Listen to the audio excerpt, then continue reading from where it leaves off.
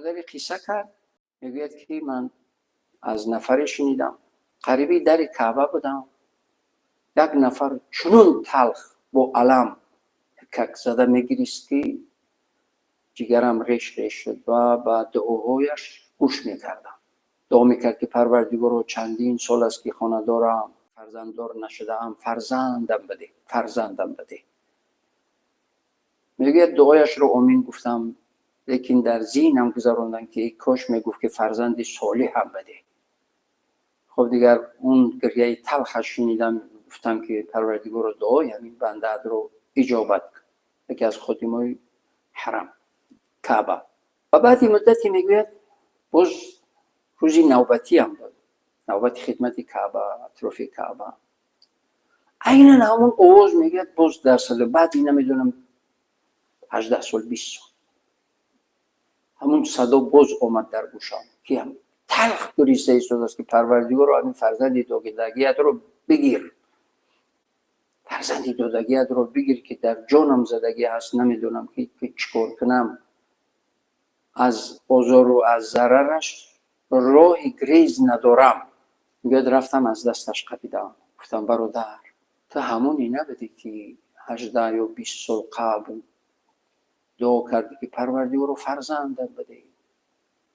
یه گشت نگاه کرد، گفت نمیشناسم شما رو. گفت درست من رو نمیشناسی، لیکن من شنیده بودم تو رو. گفت 20 سال پیش اومده طلب فرزند کرده بودم، ولی پروردگار فرزند امداد است که نمیدونم سرم در کجا بزنم، هیچ راهی گریز ندارم، برای همین آمدم که پروردگار اون فرزند رو از من بگیرد.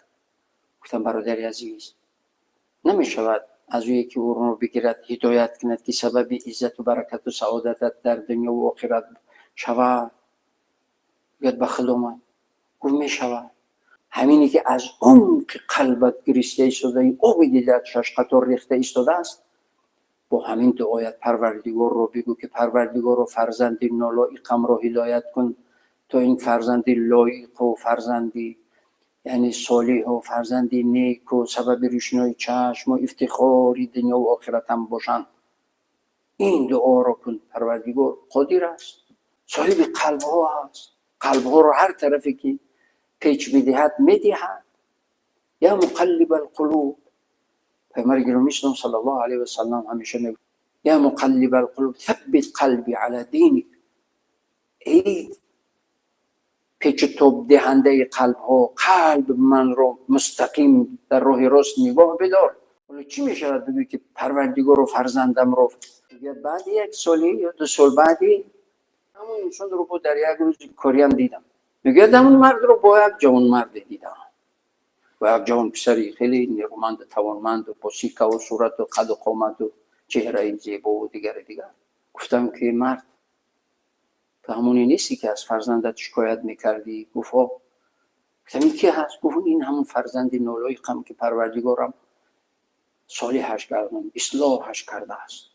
و گفتم ای جوان چی شد اینقدر پدر و مادر رو پدر رو آزار دادی که تو اون درجه‌ای که می اومد تلخ میگیریست؟ گفت در غفلت بودم، شیطان وسواسم میکرد، پیروی از گفته‌های شیطان کردم. بعد گفتم چی شد؟ گفت نمیدونم، بی سببی روزی در ذهنم آمد که من بنده خدا هستم، چرا پدر رو آزار بدم؟ چرا این محیط بدی که من رو فرا گرفته است پیروی از این گفته‌های شیطان و شیطان صفت‌های رفیقای بدی که من رو گمراه کردن، چرا از اونها کنم؟ من همون طفلکی نیستم که در خردسالی با هزارها مهر و هزارها امید همین پدر همین مادر من رو تربیت کردن، چرا چنین کنم؟ ناگهانی در قلبم این همه چرخ زد، این همه فکر رو توبه کردم و پیشانی و دستی پدر و مادر بوسه کردم و پوزیش و بخشش پرسیدم و عبادت رو شروع کردم. پدرم گفت بیا همون جایی که تو رو طلب کرده بودم و همون جایی که دعا کردم که اون پروردگارم تو رو اصلاح کرد ببرمت. یعنی این است دعا مغز عبادت است، دعا سپر مؤمن است.